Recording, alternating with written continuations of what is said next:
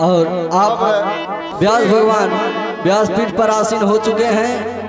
आप सभी भक्तों से निवेदन करता हूं कि आकर के माल्यार्पण करके स्वागत करें और व्यास भगवान के मुखारबिंद से अमृतमयी रसमयी कथा का जोरदार ताली से आप लोग स्वागत करें।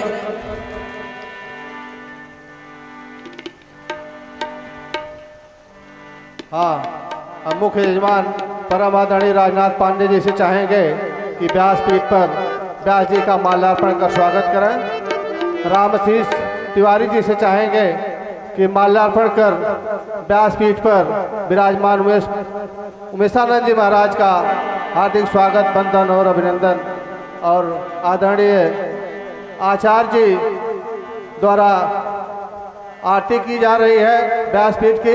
हम चाहेंगे कि आदरणीय व्यास जी के सम्मान में आदरणीय आचार्य जी, वहाँ मत रखिए, वहाँ चल जाएंगे, आचार्य जी आवे और माल्यार्पण कर स्वस्थ वाचन से व्यासपीठ का।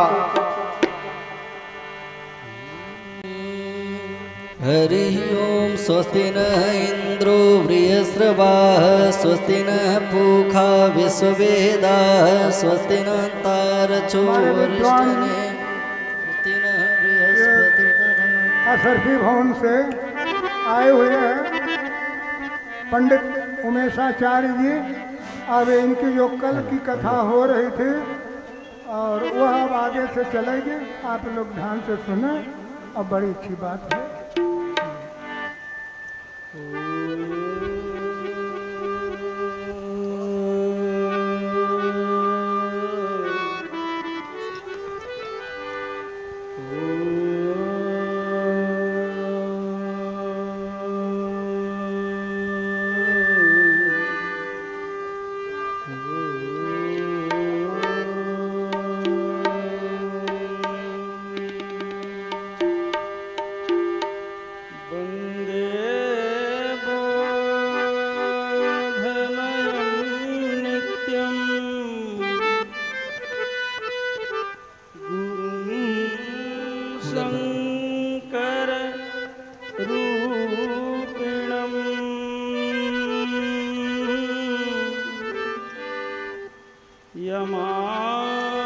यमाश्रितो हि वक्रोऽपि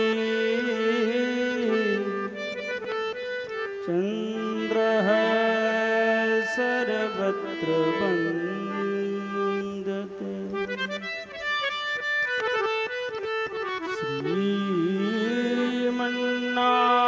श्रीमन्नारायण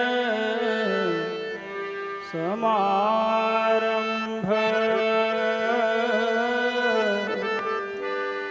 श्री शंकराचार्य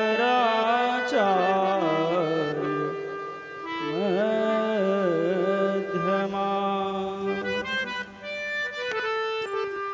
श्री मधुबनाचार्य पर्यन्तम्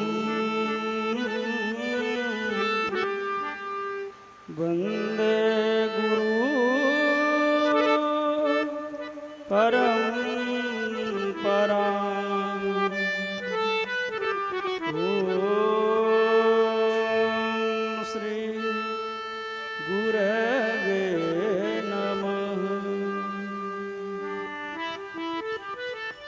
वर्णानाम् अर्थसंघानाम्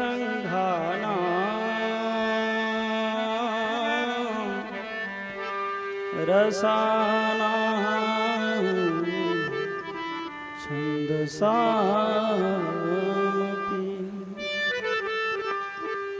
मंगलानां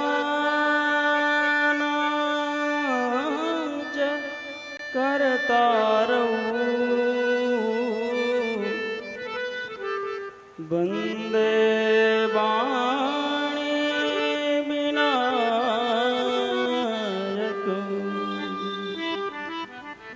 मनोजवं मारुततुल्यवेगम्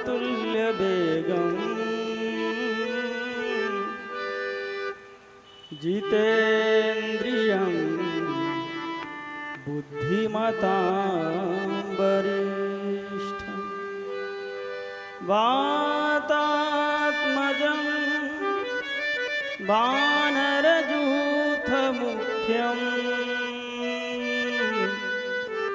श्रीरामदूतं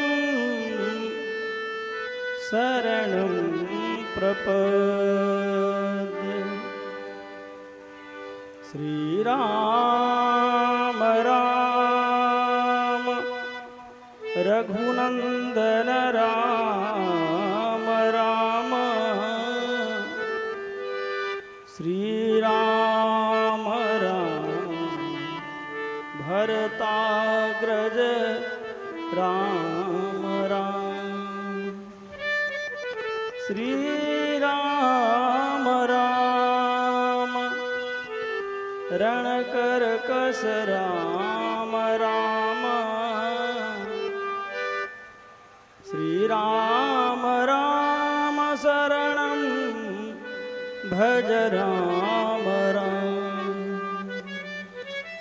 श्रोता सुमति सुशील सुचि तथा रसिक हरिदास बंदों सबके पद कमल मोहि पर हो सुभान। प्रेम से बोलें। जब तक रहे जिंदगानी राम राम रटते रहो। जब तक रहे जिंदगानी राम राम रटते रहो। जब तक रहे जिंदगानी राम राम रटते रहो। हरिओ। जब तक रहे जिंदगानी राम राम रटते रहो। जब तक रहे जिंदगानी राम राम रटते रहो। जब तक रहे जिंदगानी राम राम रटते रहो। राम राम रटते रहो। राम राम रटते रहो। हो राम राम रटते रहो। राम राम रटते रहो। मान के बाबा तुलसी की बानी राम राम रटते रहो। मान कर बाबा तुलसी की बानी राम राम रटते रहो। जब तक बाबा तुलसी की बानी राम राम रटते रहो। रे जिंदगानी राम राम रटते रहो। जब तक रहे जिंदगानी राम राम रटते रहो।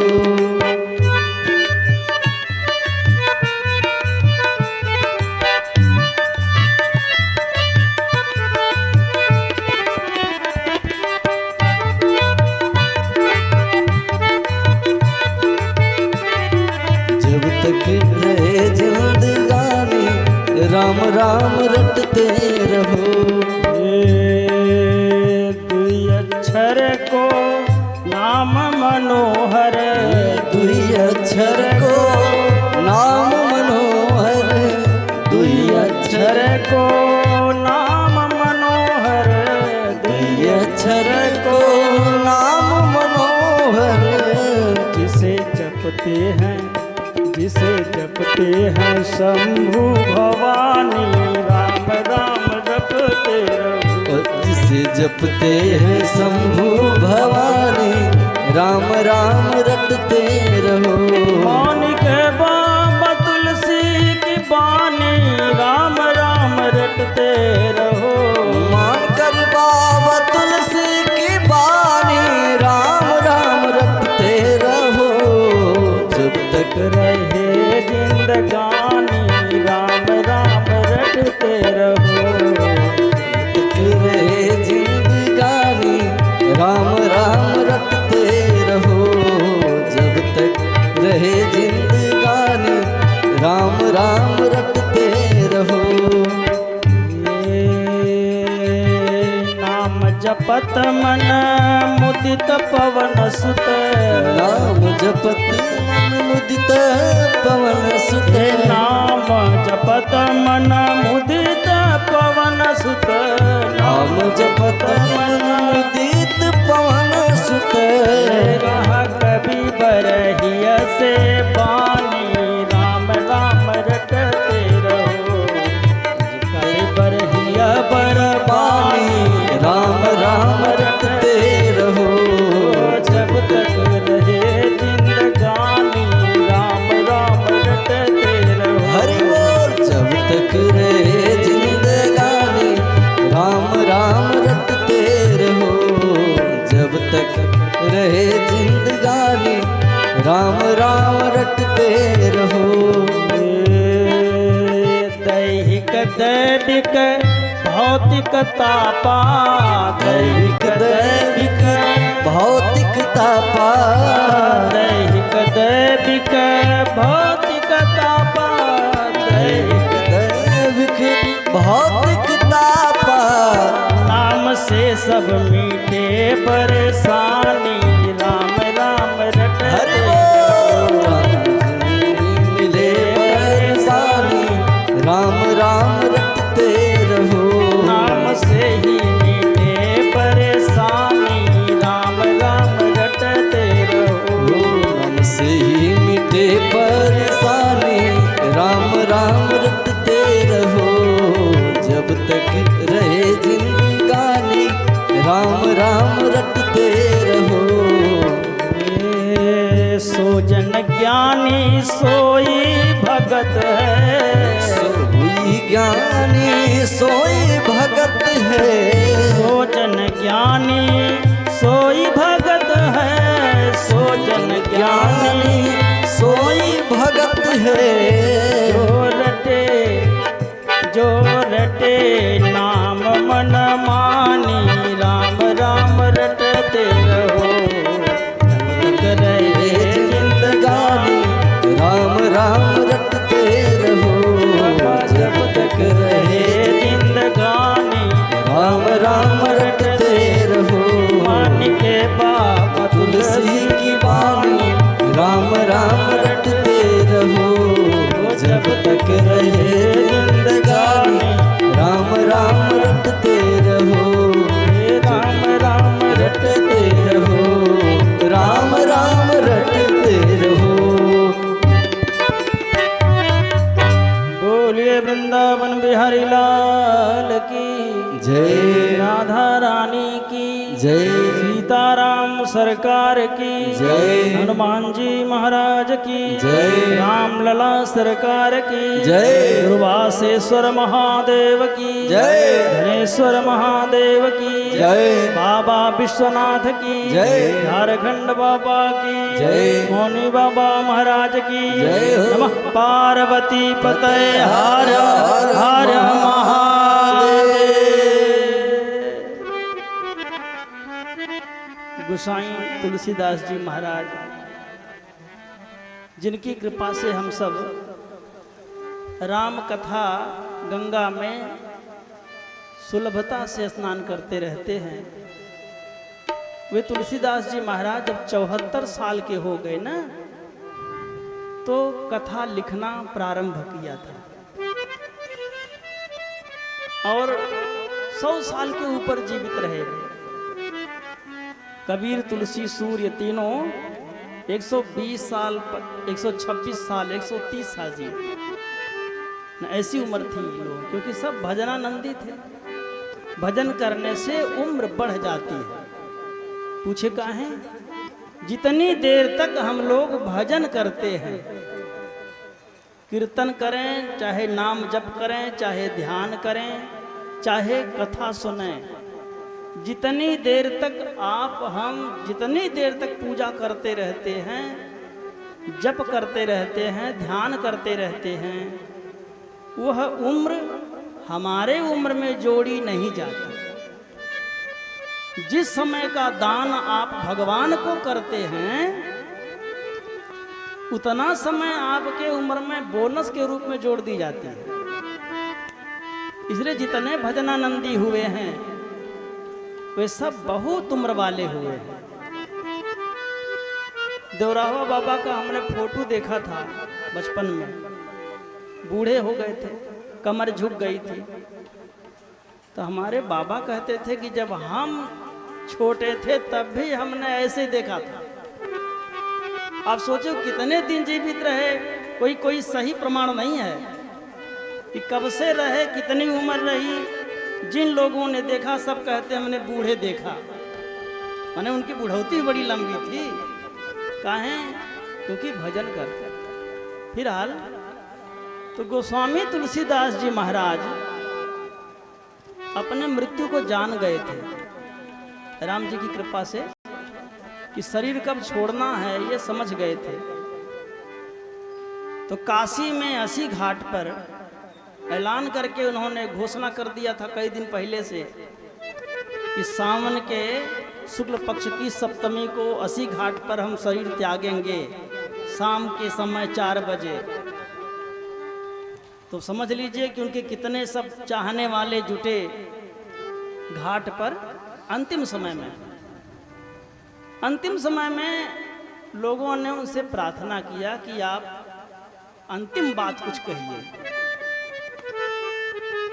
गोसाई जी से कहा कि आप अपनी कुछ अंतिम बात कहिए जो हम सबके लिए आदेश हो, आपके ज्ञान का निष्कर्ष हो। ध्यान से समझिएगा, वही हम सबके लिए है। तो तुलसीदास जी ने कहा बहुत नहीं बोलेंगे, अब तो हम जा रहे हैं तो प्रवचन करने का समय नहीं है, लेकिन लाख हूं मैं एक बात तुलसी बताए जात, कि अपना भला चाहो तो राम नाम गाइए। जय हो। लाखन में एक बात, लाखों बातें हैं उपदेश करने के लिए, लेकिन अंतिम समय में मैं सबका निष्कर्ष बता रहा हूं कि यदि अपना भला चाहते हैं, आपन भला चाहो तो राम नाम गाइए। नाम का साधन सर्वोच्च साधन है, और कलिकाल में तो इससे बड़ा कोई साधन है ही नहीं, और अति सुलभ है जी, अत्यंत सुलभ है। क्योंकि अन्य सभी मंत्रों में नियम है, सब नहीं जप सकते। वेद के मंत्र को शूद्र को नहीं जपना चाहिए, स्त्रियों को नहीं जपना चाहिए, जिनका जनेऊ नहीं हुआ है उनको भी नहीं जपना चाहिए, बिना नहाए नहीं जपना चाहिए, चलते फिरते नहीं जपना चाहिए। समझ रहे हैं? ये सब पाबंदी है, नहीं तो बजाय फायदा के नुकसान करेगा। बिना समय के नहीं जपना चाहिए, सब मंत्रों के जपने का समय है। ये गायत्री संध्या करना है या नहीं चाहे जब कर सकते हैं, संध्या के समय संध्या कर सकते हैं, नहीं तो वो बाँझ है, फल नहीं देगी। चलो भाई, लेकिन राम नाम में एक ऐसी विशेषता है कि से ब्राह्मण क्षत्रिय वैश्य शूद्र चांडाल अंत्यज मलेच्छ असुर राक्षस दैत्य दानव मानव स्त्री पुरुष बाल बच्चे संस्कारहीन संस्कार से युक्त ज्ञानी मूर्ख सब जप सकते हैं, और सब समय जप सकते हैं, सब काम करते हुए जप सकते हैं, रोते हुए गाते हुए हंसते हुए हंसी मजाक करते हुए चाहे जैसे कर सकते हैं। ये राम नाम की विशेषता है। भोले बाबा मैया पार्वती से जब कथा प्रारंभ किए तो उन्होंने राम की वंदना नहीं किया, राम के नाम की वंदना की। बंदहु राम नाम रघुबर को, बंदहु राम नाम रघुबर को, बंदहु राम नाम रघुबर को, बंदहु राम नाम नाम रघुबर को, बंद नाम रघुवर को, हेतु कृषानु भानु भीम कर को, हेतु कृषानु भानु भीम कर को, हेतु कृषानु भानु भीम कर को। बंदहु बाल रूप सोई राम, बंदहु बाल रूप सोई राम, सब विधि सुलभ जपत जिसु नाम, सब विधि सुलभ जपत जिसु नाम, हे सब विधि सुलभ जपत जिसु नाम। इसलिए कहा राम सबन नाम न ते अधिकार, महादेव ओहु नाथ अघ खग गण बधिका। जय हो। मीरा मैया ने कृष्ण का मंत्र लिया था, कृष्ण का भजन करती थी मीरा मैया, लेकिन दीक्षा लिया था राम नाम का। जानते माने भक्त किसकी हैं? कान्हा की। जितने भजन गाए कान्हा के प्रेम में, लेकिन दीक्षा क्या लिया था? राम नाम। तो ये विशेषता है, सभी पंथों के लिए, सभी जातियों के लिए, सबके लिए सुलभ है और संसार से दुख को छुड़ाने वाला है और संसार का रोग भी छुड़ाने वाला है। कल हमने निवेदन किया कि माया से बचना है तो 3 काम करना है। नंबर 1 काम अन्न शुद्ध रखना है। नंबर 2 काम राम नाम जपना है। नंबर 3 काम नीच का संग नहीं करना है। क्योंकि अयोध्या में जो विपत्ति आई वो कुसंग के कारण आई। महारानी कैकेयी जो कंट्रोलर थी, अयोध्या के राजमहल की कंट्रोलर थी, दशरथ जी एकदम उनके प्रेम में आसक्त थे।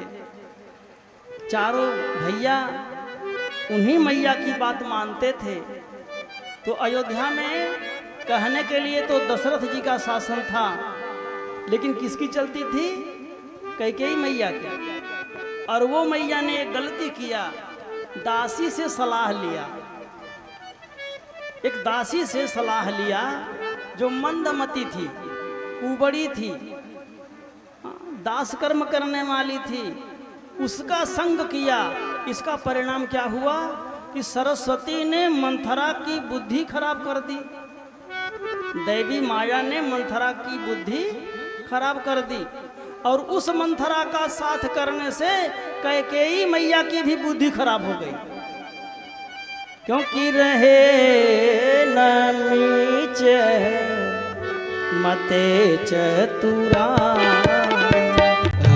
रहे नीच मते चतुराई, रहे नीच मते चतुराई। कैकेयी मैया ने मंथरा की एक एक बात मान लिया और सांत्वना दिया। मंथरा, अरे तुम मुझको कितना प्यार करती हो कि तुमने मुझको समय पे चेता दिया, नहीं तो राम राजा बन जाते, कौशल्या माता बन जाती, भरत बंदी हो जाएं और मैं सेविका हो जाती, ये सब अनर्थ हो जाता। और मैं अपने शब्द की सेवकाई नहीं करूंगी, चाहे नैहर में जाके पानी भरूंगी। मैं नैहर में सेवकाई करूंगी, लेकिन ससुराल में सेवकाई, यही कुबुद्धि है। अरे नैहर में सेवकाई करने से भला यह है कि ससुराल में विपत काट लीजिए। सीता मैया को मेरे जब निकाला गया तो मैया जनकपुर नहीं गई, चाहती तो चली जाती, नहीं गई। कहाँ गई हो? ऋषि के आश्रम में लकड़ी काट के, जाता पीस के, हाँ, काम करके, आश्रम की सेवा करके, झाड़ू बुहारू करके, भोजन पका के अपने राजकुमारों का पोषण किया। इसलिए उनकी भी मर्यादा बनी रही, रघुकुल की भी मर्यादा बनी रही, जनक की भी मर्यादा बनी रह गई। अयोध्या वालों ने अपराध किया, लेकिन मैया ने सब संभाल लिया। और यदि मेरी मैया जनकपुर चली जाती तो अयोध्या की बदनामी हो जाती, रघुकुल की मर्यादा समाप्त हो जाती, तो सब तहस नहस हो जाता जी। तो कैकेयी मैया की बुद्धि खराब हो गई कुसंग करने से, और उन्होंने कहा कि तुम्हारे कहने से मैं पति को मार सकती हूँ, कुएं में कूद सकती हूँ, और मैं पुत्र को मार सकती हूँ। यही किया, पति को भी मार दिया और अपना भविष्य कुएं में गिरा दिया, अंधकारमय कर दिया। यही किया। और मैया रूठ के चली गई। महाराज आए शाम को बड़े उत्साह से कि राजमहल में चलेंगे, कैकेयी को शुभ समाचार सुनाएंगे, तो आज परिवार में बड़ा आनंद होगा। प्रातःकाल युवराज बनाना है, रात्रि में जागरण करना है, उत्सव मनाएंगे। लेकिन महल में पता लगा कैकेयी कोप भवन में है। आपके घर कोई काम पड़ा हो, शादी विवाह, तिलक परीक्षा, यज्ञ, और आपकी मलकिन रूठ जाए, सोचिए क्या होगा। दिमाग भन्ना जाएगा, बीपी जो है एकदम डाउन हो जाएगी। और यही हुआ महाराज का। और महाराज बहुत डरते हुए कोप भवन में पहुंचे, बहुत पुचकारते हुए बड़े प्रेम से बड़ा कोमल स्पर्श किया। हे प्राण प्रिया, अरे आपको क्या कष्ट है, काहे रिसिया गई हो भाई? मैंने सुना है कि आपको क्रोध हो गया है, तो अपने कोप का कारण कहो। प्राण प्रिया कहीं हेतु रिसानी, प्राण प्रिया कहीं हेतु रिसानी, प्राण प्रिया कहीं हेतु रिसानी।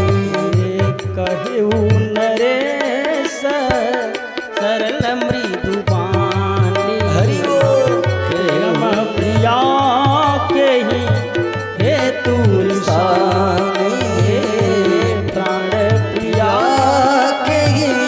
हेतु रिसानी। सकहूँ तोरी अरि अमर हुमारी, सकहूँ तोरी अरि अमर हुमारी, वाह कीट पूरे नर नारी। हरि बोल। काह कीट बपुरे नर नारी, कहू कहीं रंग कहीं करहूँ नरेशु, कहू कहीं रंग कहीं करहूँ नरेशु, कहू कहीं नृपति निकासों देशु, कहू के निपति निकास देशु। दो काम कभी न करना चाहिए। क्या? पत्नी से कभी बहकिए मत। नंबर 1 का, पत्नी से कभी भी बहकिएगा नहीं, भूल से खतरे में पड़ जाएंगे। 20 रुपया हो तो उसे बताइए कि 8 रुपया है, 4 ठो कर्जा लिए, तो गनीमत रहेगी। बहक देंगे तो समस्या खड़ी हो जाएगी, क्योंकि उनका टप्स टूट जाएगा और बदलवाना पड़ेगा। कुछ भी समस्या आ जाएगी भाई, अब बहुत विस्तार से हम नहीं कहेंगे, लेकिन स्त्री से कभी बहकिए नहीं। एक काम तो ये करिए। दूसरा, आग पानी से जबरदस्ती मत करिए। नदी बढ़ी है और आपको तैरना नहीं आता है, तो झूठे हिम्मत मत करिए कि नहीं पार हो जाएंगे, गड़बड़ा जाएगा। और वहां कोई सोच सिफारिश चलने वाला। नहीं। तो दशरथ जी ने यहाँ यह गड़बड़ी कर दिया जी। हाँ प्रिया, अरे तुम काहे रूठ गई हो? तुमको किसने कष्ट दिया है? और जिसने कष्ट दिया है, अरे मैं उसको मार डालूंगा, उसका 2 सिर कर दूंगा, मैंने उसका सिर तोड़ दूंगा। तुम यदि कहो तो मैं देवताओं को मार डालूं।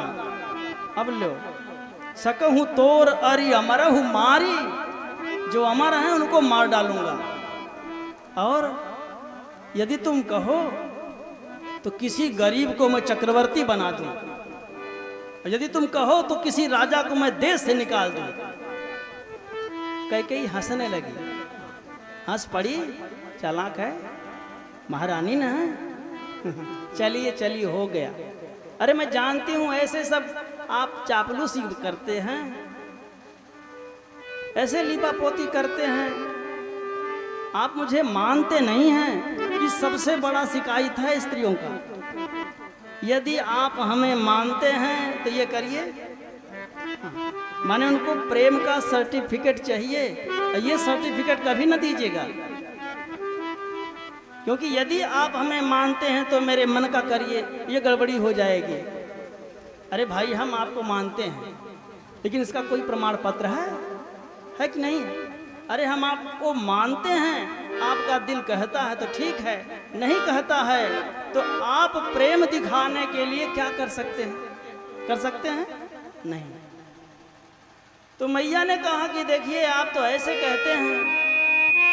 अरे कहा देखो ये रूठने का समय नहीं है, ये कपड़ा लत्ता पहनो, गहना गुड़िया पहनो, आभूषण से सजो, मंगल साज करो। देखो प्रिया, आज तुम्हारे मन का हो रहा है। क्या हो रहा है?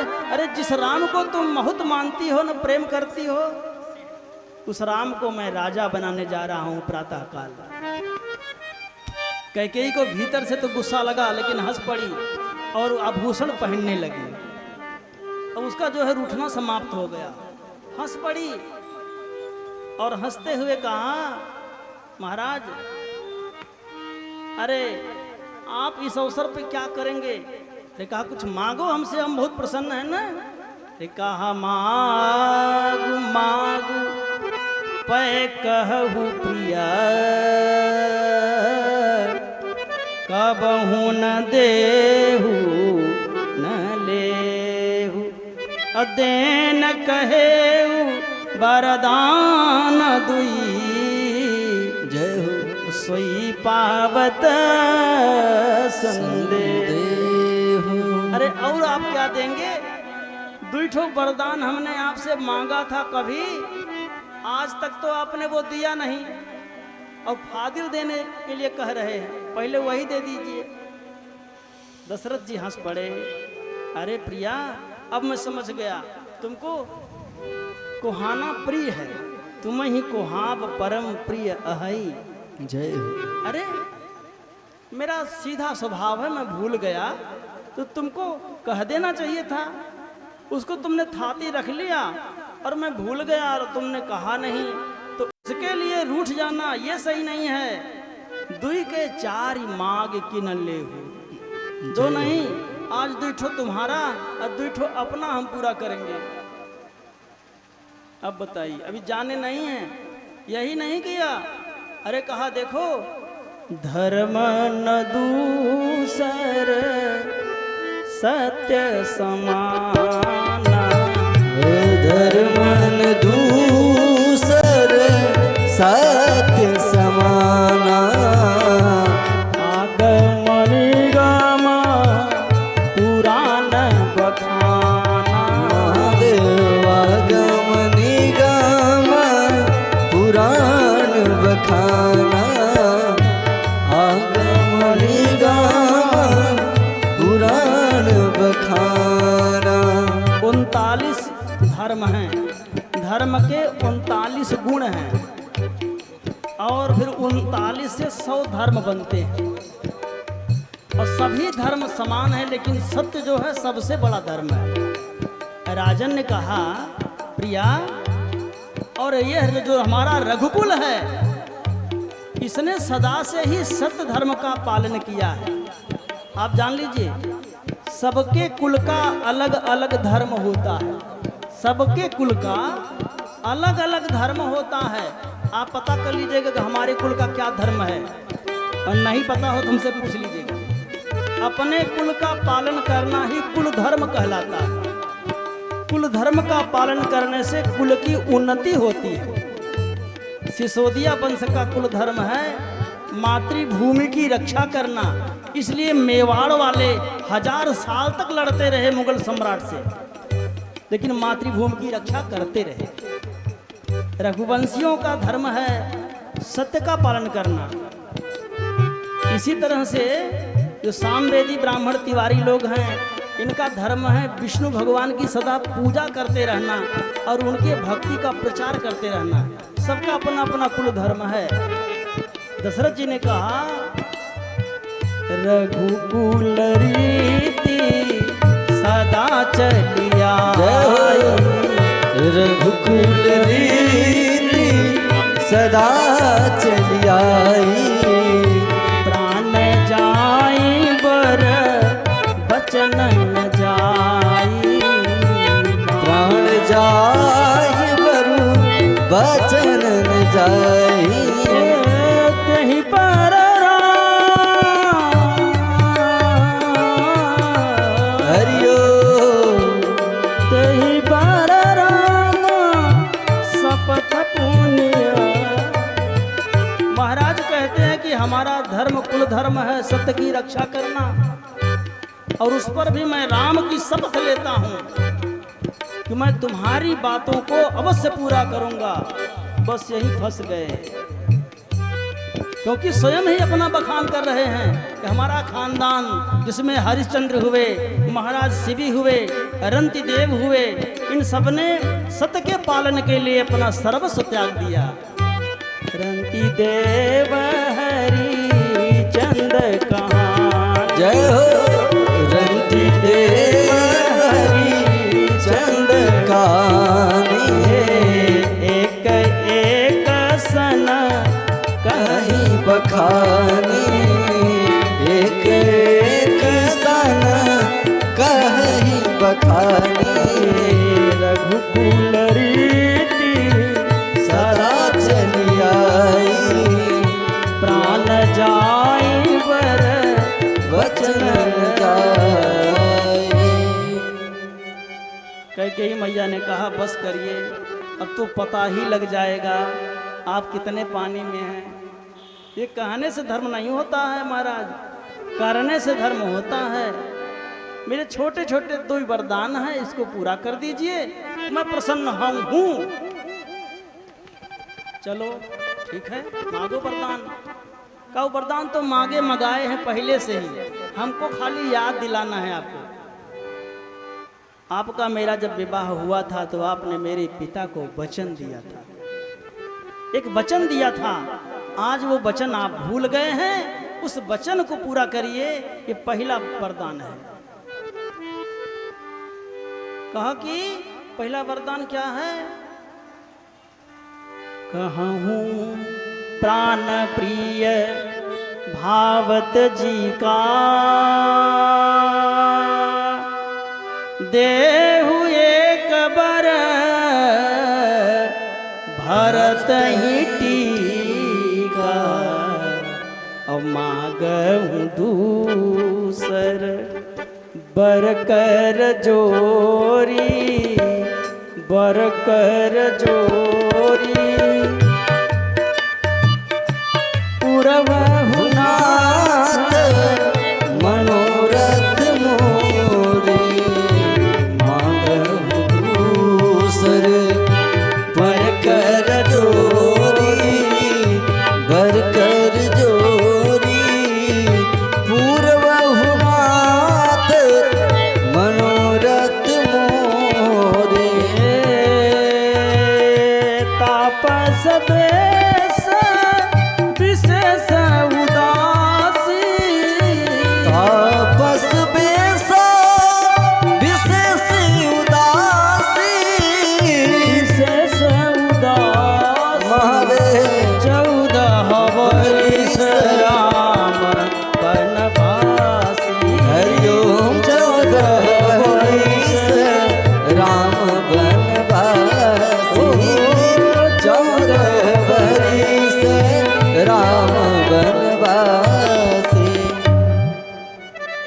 जैसे ही मैया ने कहा 14 बरिस राम वनवासी, इसी शब्द को सुनते ही महाराज को ऐसे लगा जैसे हाथी ने शेर की गर्जना सुन लिया हो और दहल गया हो। कैसा लगा? महाराज ऐसे हो गए जैसे कदली के पेड़ को बिजली मार दे। बीबर ना भया, उनका रंग उड़ गया तुरंत ही।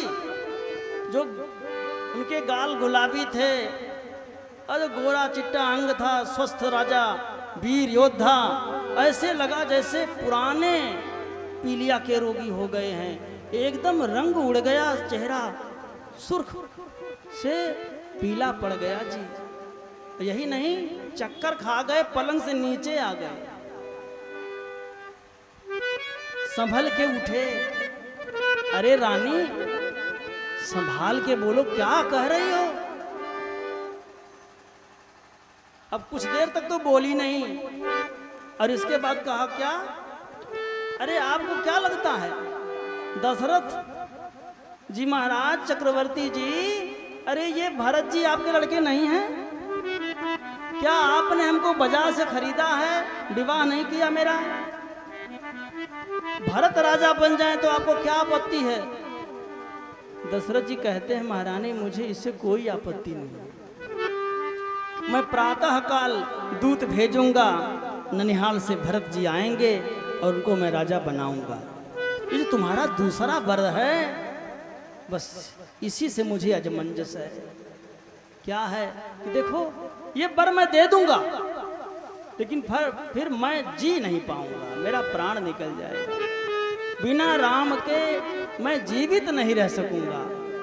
इसी दूसरे वरदान में तुम कुछ बदलाव कर दो।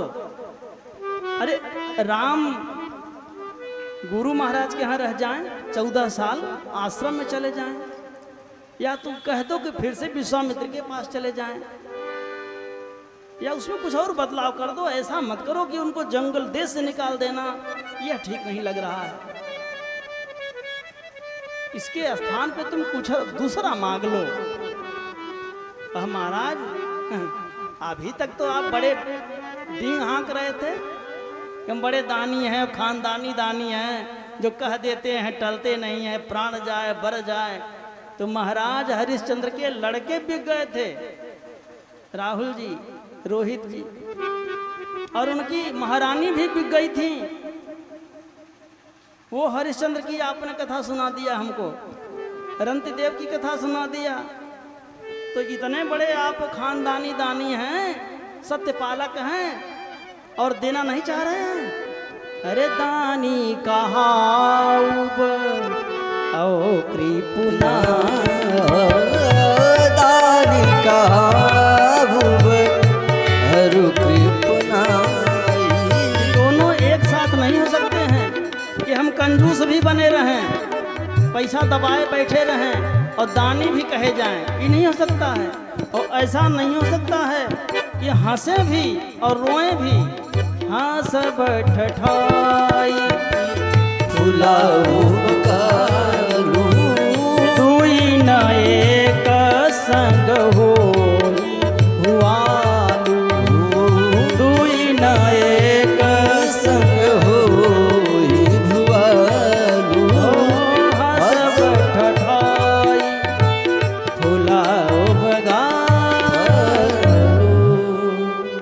प्रात काल मुनि बेश धरी, जौन राम बन जाए।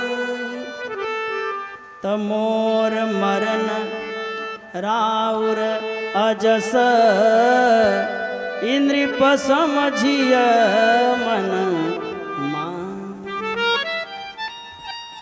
सत्य सराही कहेऊ बर देना, जानहु ले मांग चबेना। कि तुम समझे थे कि मैं चना मांग लूंगी, लाई मांग लूंगी आपसे? दशरथ जी को काटो तो खून नहीं। बोली बंद हो गई, हाथ पैर जोड़े, पैर पे गिरे, सिर रख दिए। कहू शीस अबही देऊं तो ही, जय हो। लेकिन राम वियोग न मारे सी मोही। राम के वियोग में अरे मुझे मत मार। अरे देख, भरत को राज्य का भूख नहीं है। मैं भरत को जानता हूं और मैं राम को भी जानता हूं। भरत राजा बनेंगे तो राम तनिक भी विरोध नहीं करेंगे, और भरत राम के रहते राजा बनेंगे ही नहीं। ये दोनों बातों को मैं जानता हूं। राम यदि बन गए रानी तो लक्ष्मण बिना राम के नहीं रहेंगे, जय हो। और सीता भी बिना राम के नहीं रहेगी, और भरत बिना राम के राज नहीं भोगेंगे, और शत्रुघ्न भी घर नहीं रहेंगे। तो इस तरह से तुम्हारा जो ये वचन है, यदि मैं इसे पूरा करता हूं तो अयोध्या नष्ट हो जाएगी, ये परिवार समाप्त हो जाएगा। देख, इसे बचा ले। अभी ये बात मेरे तुम्हारे बीच में है ना। अगर तुमने कोई मजाक किया हो, हंसी किया हो, ऐसे ही कोई षड्यंत्र हो, तो इसको अभी शांत कर दो। ये हमारे तुम्हारे बात मन की है, तुम कुछ इसके बदले में मांग लो, लेकिन ये ऐसा मत कहो। अरे तुम तो राम को बहुत मानती थी और राम का सदा बखान करती थी, वही राम तेरे शत्रु हो गए। ये सब समझाया महाराज ने। अरे समझाते समझाते शाम के 8 बजे से 4 बज गया हो। राजा समझ गए इस रानी के ही बहाने मेरी मौत आ गई। भाई मृत्यु तो होनी है सबकी, कोई न कोई बहाना भी होगा, और इसी बहाने मेरी मृत्यु है। ये राजा समझ गए और रानी पर विश्वास करने के कारण पछताने लगे। देखो भाई, जगत में स्त्री से ही सब है। स्त्री न होती तो जगत ही नहीं होता। ये मैया न होती, ये मैया लोग न होती तो ये यज्ञ नहीं हो पाता। ये मैया न होती तो कथा नहीं होता। देख लीजिए कितने लोग बैठे हैं, पुरुष लोग कितने हैं, और इनके जिम्मे अभी भोजन बनाना भी है, घर का सब काम भी है, गोरू बछरू भी है, फिर भी ये समय दे रही हैं। तो यदि देवियां न रहें तो धर्म नहीं टिकेगा, यदि देवियां न रहें तो अर्थ भी नहीं होगा, बिना इनके काम की पूर्ति भी नहीं है, और बिना इनके मोक्ष भी नहीं है। यदि कोई ये भ्रम में रहे कि मैं बिना स्त्री के मोक्ष पा जाऊंगा, ये संभव नहीं है। अब की बार आप ब्रह्मचारी रह लीजिए, अगली बार आना पड़ेगा फिर से। क्यों? क्योंकि बिना भोगे भोग से निवृत्ति नहीं है। संसार में जितने भी ब्रह्मचारी हुए हैं नैष्ठिक, वे सब अयोनिज हुए हैं, अमैथुनी हुए हैं, वही ब्रह्मचर्य का पालन कर सके। समझ रहे हैं हमारी बात? जितने ब्रह्मचारी हैं उनको जरा एक नजर से आप देखें। सनंदन, सनातन, सनक कुमार, ये 4 नैष्ठिक ब्रह्मचारी हैं जो संसार के आदि संत हैं। ब्रह्मा के सबसे 4 बड़े लड़के हैं, सृष्टि में यही सबसे पहले आए, वे सब ब्रह्मचारी हैं। बिना स्त्री के उनका जीवन है, निभ रहा है। लेकिन वे कैसे हैं कि ब्रह्मा जी ने उन्हें स्त्री से नहीं पैदा किया था, ब्रह्मा जी ने अपने तप से पैदा किया था। मानसी सृष्टि में थे, अमैथुनी सृष्टि में हैं, अयोनिज हैं, इसलिए वे ब्रह्मचर्य से रह सके। हनुमान जी महाराज नैष्ठिक ब्रह्मचारी हैं। तो आप बताइए, हनुमान जी महाराज मैथुन से भय थे? हनुमान जी महाराज वो शंकर जी के और नारायण भगवान की लीला से, दिव्य लीला से हुए थे। आपको थोड़े में कथा सुना दे रहे हैं।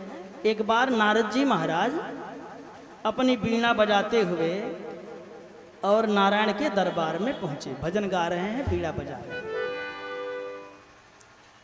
तो भजन गा रहे हैं और वीणा बजा रहे हैं कि किस धुन में बैठा रे बावरे, तू किस धुन में मस्ताना,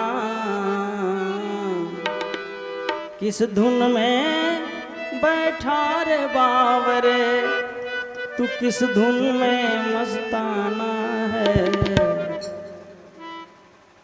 तू तो एक मुसाफिर है, संसार मुसाफिर खाना है। तू तो एक मुसाफिर है, संसार मुसाफिर खाना है। किस धुन में बैठा रे बावरे, किस धुन में बैठा रे बावरे, किस मद में मस्ताना। तू तो एक मुसाफिर है, संसार मुसाफिर खाना है। तू तो एक मुसाफिर है, संसार मुसाफिर खाना है। तू तो एक मुसाफिर है, संसार मुसाफिर खाना है। क्या लेकर के आया था और क्या लेकर के जाएगा, क्या लेकर के जाएगा, क्या लेकर के जाएगा। क्या लेकर के आया था और क्या लेकर के जाएगा, क्या लेकर के जाएगा। मुट्ठी बांधे आया था, मुट्ठी बांधे आया था, मुट्ठी बांधे आया था, तू हाथ पसारे जाना है। तू तो एक मुसाफिर है, संसार मुसाफिर खाना है। तू तो एक मुसाफिर है, संसार मुसाफिर खाना है। किस्मत में बैठा तू बावरे, किस्मत में बैठा तू बावरे, किस धुन में मस्ताना। तू तो एक मुसाफिर है, संसार मुसाफिर खाना है। तू तो एक मुसाफिर है, संसार मुसाफिर खाना है। तू तो एक मुसाफिर है, संसार मुसाफिर खाना है।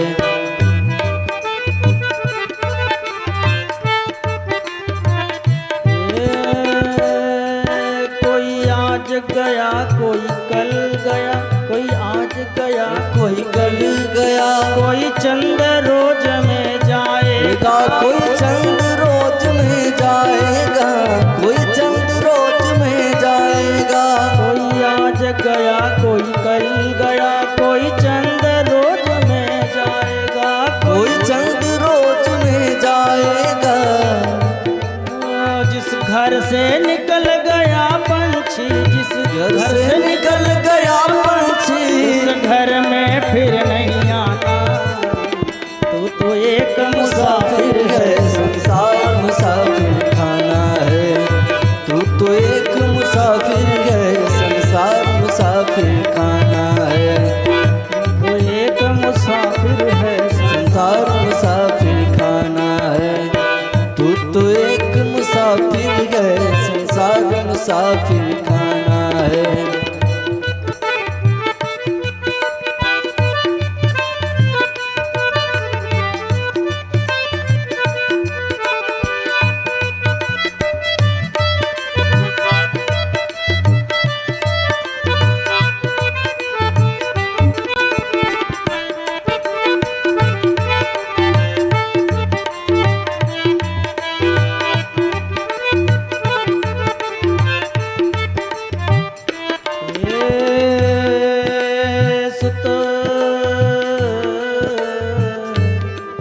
सुत मात पिता दारा लक्ष्मी धन धान्य यही रह जाएंगे, धन धान्य यही रह जाएंगे। सुत मात पिता दारा लक्ष्मी धन धान्य यही रह जाएंगे, धन धान्य यही रह जाएंगे। ये चंद दिनों की यारी है, ये चंद दिनों की यारी है, अपना कौन बेगाना है।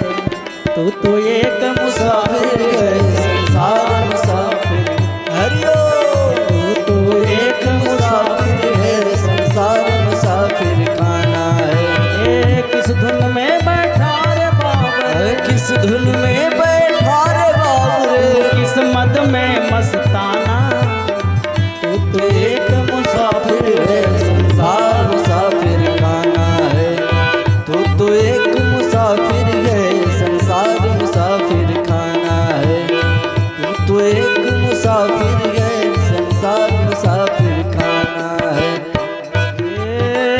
भिक्षु यति हरि नाम जपो, कहे भिक्षु यति हरि नाम जपो, फिर ऐसा समय न आएगा, फिर ऐसा समय न आएगा। कहे भिक्षु यति हरि नाम जपो, फिर ऐसा समय न आएगा, फिर ऐसा समय न आएगा। पाकर के कंचन सिकाया, पाकर के कंचन सिकाया, फिर हाथ में जब पछताना है, तू एक मुसाफिर है संसार मुसाफिर। हरि बोल। तू तो एक मुसाफिर है संसार मुसाफिर खाना है। तू तो एक मुसाफिर है संसार मुसाफिर खाना है। ओ किस धुन में, किस धुन में तू बैठा बाबे, किस मद में मस्ताना, तू तो एक मुसाफिर है संसार मुसाफिर खाना है। तू तो एक मुसाफिर है संसार मुसाफिर खाना है। हरे रामा राम रामा हरे हरे, हरे रामा हरे रामा राम रामा हरे हरे, हरे कृष्णा कृष्ण कृष्णा हरे हरे हरे। बोलिए सियावर रामचंद्र की जय। तो नारद बाबा जब वीणा बजाते हुए और बड़े धुन में गाते हुए नारायण के पास गए, तो मेरे नारायण समझ गए कि नारद वीणा तो बढ़िया बजा रहे हैं, बहुत अच्छा गा भी रहे हैं, लेकिन इनके मन में अहंकार आ गया है कि नारायण जी हमें बखान करें, इसलिए जोर जोर से बजा रहे हैं। तो प्रभु उठ के बैठ गए से सैया पे और झूठा गुस्सा दिखाते हुए बोले, अरे क्यों रे नारद मूर्ख, जब तुझको नहीं बजाने आता न गाने आता है तो तू नाहक क्यों बजाता रहता है, कान काटता है। अब नारद जी का तो मुंह एकदम से सूख गया। गजब, पूरी दुनिया के लोग महाराज मेरा बखान करते हैं और आप कह रहे हैं कि तुमको बजाने नहीं आता। कहा एकदम से नहीं आता है, संगीत का तुम ABCD नहीं जानते हो, तुम नाहक कैसे बजा बजा के कान काटते हो। नारद जी ने कहा तो ठीक है, बजाता कौन है जरा हमको दिखवा दीजिए। कहा कि भोले बाबा को बुला के लाइए, सुनाता हूँ कैसे बजता है। और नारद जी आए कैलाश, भगवान विश्वनाथ से कहे कि नारायण ने आपको याद किया है। ओहो, और सुनते ही तो मगन हो गए विश्वनाथ जी और पहुंच गए। और केदारनाथ जी ने भजन गाया, भोले बाबा ने भजन सुनाया ठाकुर जी को। और ठाकुर जी को भजन सुनाया, इतना बढ़िया सुनाया, भजन नहीं सुनाएंगे आपको क्योंकि प्रसंग छूट जाएगा। तो ठाकुर जी को भजन सुनाया, नारायण प्रभु इतने प्रसन्न हुए, अतिशय प्रसन्न हुए और अपनी से सैया पर गल गए। जब हम प्रसन्न होते हैं ज्यादा तो आंख से आंसू आते हैं, ज्यादा प्रसन्नता हो जाने से सब रोए खड़े हो जाते हैं, और प्रसन्न हो जाएंगे तो रोए रोए से जल निकलने लगेगा, और प्रसन्न हो जाएंगे तो भाव विह्वल हो जाएंगे। ऐसा ही हुआ और नारायण प्रभु एकदम भाव विह्वल होके खाली जलमय रह गए। शेष सैया पर केवल जल ही था और कुछ नहीं। ब्रह्मा जी देखे करे, भगवान तो द्रवित हो गए, जल बन गए, झट से उतरे और उसी जल को अपने कमंडलू में भर लिया। इसी जल को कहते हैं गंगा जल। यह गंगा जी की उत्पत्ति की कथा है। कहते हैं विष्णु पदाब्ज संभूता गंगे त्रिपथ गामिनी, जो ब्रह्मा द्रवेति विख्यातम पापम में हर जानवी। बोलिए गंगा मैया की जय। तो संसार में जो गंगा जी है ना, ये गंगा कोई नदी नहीं है, भगवान ने कृपा कर दिया, वो जल हो गए। और किसने जल बनाया? भोले बाबा ने गा के बना दिया, द्रवित कर दिया। इस तरह से गंगा जी हमें प्राप्त हो गई जो हमारा उद्धार करती हैं। अरे जो न नहाने के लिए अवसर न पावे, खाली नाम लेने से पवित्र हो जाते हैं। गंगा गंगा यो ब्रूयात योजनानापि सतैरपि मुंचते सर्व पापेभ्यो विष्णु लोकम सगच्छति। मान लीजिए बूढ़े हो गए हैं, बुखार हो गया है, बीमार हो गए हैं, सर्दी ज़्यादा लग रही है, नहाने का मन नहीं है, तो गंगा जी का नाम लीजिए, एक माला गंगा गंगा कहिए, नहाने की जरूरत नहीं है, एकदम पवित्र हो जाएंगे। गंगा कहने से पवित्र हो जाएंगे। सरल मंत्र बता रहे हैं हम, नहीं ये व्यास जी की वाणी है। तो गंगा जी की उत्पत्ति हो गई।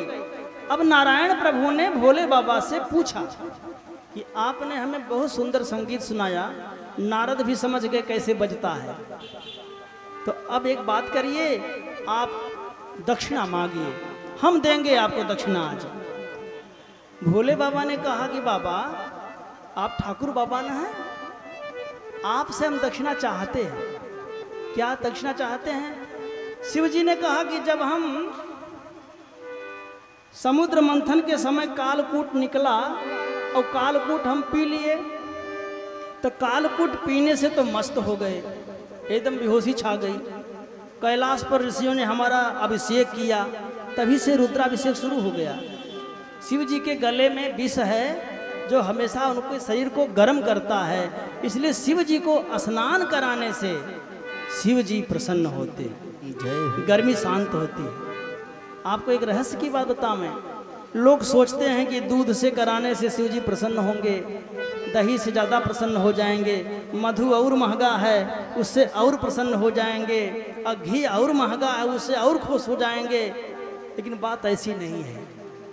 शिव जी सबसे ज़्यादा प्रसन्न होते हैं तीर्थ के जल से।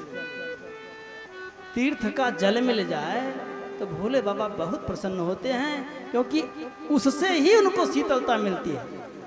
और जितनी चीज़ों से अभिषेक किया जाता है उससे उनको लाभ नहीं, आपको मिलता है।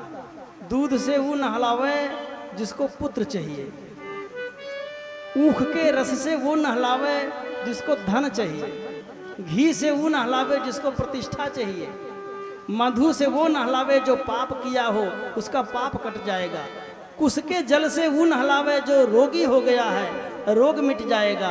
लेकिन यदि शिव जी को प्रसन्न करना चाहते हैं तो खाली जल से नहलाइए, महादेव प्रसन्न रहते हैं। तो शिव जी ने कहा कि मेरा अभिषेक हो रहा था और उसी समय आपने मोहिनी रूप धारण किया था, तो आपके मोहिनी रूप का दर्शन तो सब देवता ऋषि पाए, लेकिन मैंने आपका वो दिव्य स्वरूप नहीं देखा। तो आज मैं यही चाहता हूं दक्षिणा में कि आप वो मोहिनी वाला रूप हमें आज दिखा दें। नारायण ने कहा वो रूप बड़ा कठिन है भोले, देख के संभल नहीं पाओगे, राक्षस नहीं संभल सके, आप तो बड़े सात्विक हैं, मेरे प्रेमी हैं। भोले बाबा ने कहा प्रभु अब आप हमको प्रसन्न करिए। तो कहा ठीक है, आंख बंद करिए। शिव जी ने आंख बंद किया और नारायण भगवान मोहिनी रूप में प्रकट हुए, स्त्री रूप में। उसी रूप से उन्होंने देवताओं को अमृत पिला दिया था। अब सोचो इतना सुंदर रूप, जब नारायण भगवान तो पुरुष रूप में ही इतने सुंदर हैं कि यंग यंग पर बारी हैं, कोटि कोटि सतकाम। लक्ष्मी जी जैसी त्रिपुर सुंदरी उन पे मोहित रहती है, इतने सुंदर हैं, इतने सुंदर हैं कि कोटि कोटि करोड़ों कामदेव उनके एक एक अंग पर लजाते हैं। और वे जब स्त्री बन जाएं तो कैसे लगेंगे? स्त्री तो काठ की रहे तब वो सुंदर लगती है देखने में। स्टैचू जो दुकान पे बनाए रहते हैं वो स्टैचू को भी लोग घूरते हैं। हाँ, जानते हैं कि स्टैचू वो स्वरूप की महिमा है, वो माया है। नारी विष्णु माया प्रबल, जो इनसे बच जाए जान लीजिए संसार से पार है, लेकिन भीतर से कहने से नहीं। हाँ, अब नारायण भगवान जब स्त्री स्वरूप में प्रकट हुए, अब भोले भंडारी ने आँख खोला तो होश में हैं, जान रहे हैं कि नारायण है, मोहिनी रूप में दर्शन दे रहे हैं। प्रणाम किया और कहा प्रभु एक निवेदन करें। कहिए। कहा एक बार गले मिल लिया जाए। जय हो। नारायण भगवान भागे। अरे बाप रे बाप, ये जो है भोला बउरा गए हैं, अब भाग चले और हमारे महादेव एकदम उसको खदेड़ लिए उनको। चलिए कहाँ तक भागेंगे, आज तो हम आपको गले लगा के रहेंगे। और दौड़ा लिए और उसी दौड़ने में महादेव का तेज स्खलित हुआ। ये लीला भगवान की है, वो संसार के कल्याण के लिए होती है। उसी तेज को पवन देवता ने अंजनी के गर्भ में स्थापित किया। देखो, शंकर सुमन केसरी नंदन, शंकर सुवन केसरी नंदन, तेज प्रताप महाजगवंदन, तेज प्रताप महाजगवंदन, पवन तनय बल पवन समाना, पवन तनय बल पवन समाना, बुद्धि विवेक विज्ञान निदाना, बुद्धि विवेक विज्ञान निदाना। तो हनुमान जी महाराज पैदा हुए कैसे? अंजनी के गर्भ से हुए हैं। अंजनी केसरी की पत्नी होने से केसरी भी उनके पिता कहलाए, लेकिन केसरी से नहीं पैदा हुए थे। पवन देवता ने स्थापित किया, इसलिए पवन देवता तेज देने के कारण पिता कहलाए। लेकिन स्वरूप शक्ति किसकी है? महादेव की है। इसलिए वो शंकर जी ही हनुमान जी के रूप में आए। हनुमान जी नैष्ठिक ब्रह्मचारी हैं। क्यों? क्योंकि वे अयोनिज हैं, और इसलिए हैं क्योंकि वे मैथुनी सृष्टि से भय हैं। इसी तरह से कृपाचार्य भी अमैथुनी सृष्टि से भय थे। सबकी कथा सुनाएंगे तो मूल कथा छूट जाएगी। अभी संक्षेप में इतना समझ लीजिए, इस संसार में 18 लोग ऐसे हैं जिन्होंने स्त्री का स्पर्श भी नहीं किया, कभी स्त्री की तरफ नजर उठा के देखा ही नहीं। लेकिन ये सब के सब अयोनिज हैं, ये सब के सब अमैथुनी हैं। और जो अपने माता पिता से पैदा हुआ है हो ना, तो कभी अपने मूल से भाग नहीं सकता। स्त्री से पैदा होने वाला स्त्री को देखकर मोहित होगा, अवश्य होगा। पुरुष से पैदा होने वाली स्त्री पुरुष को देख के अवश्य ही मोहित होगी। अगर कोई ऐसा कहे कि मैं ब्रह्मचर्य से हूं, तो तुम मान लेना कि 100% नहीं 175% झूठ बोल रहा है इस कलिकाल में। क्यों? हम नहीं कह रहे हैं, पुराण में व्यास जी महाराज कह रहे हैं। अरे विश्वामित्रो पराशर प्रभृतयो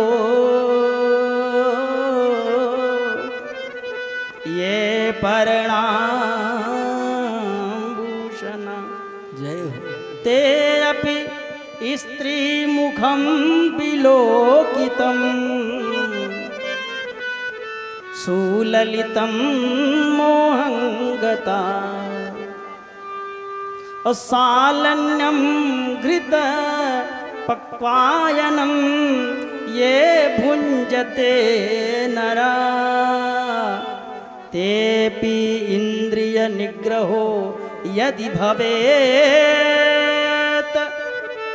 सागर तरति विंध्ययम्। कहा यदि कोई कहे कि हम ब्रह्मचारी हैं और माता पिता से पैदा हुआ है, इसको तुम सही मत मानना।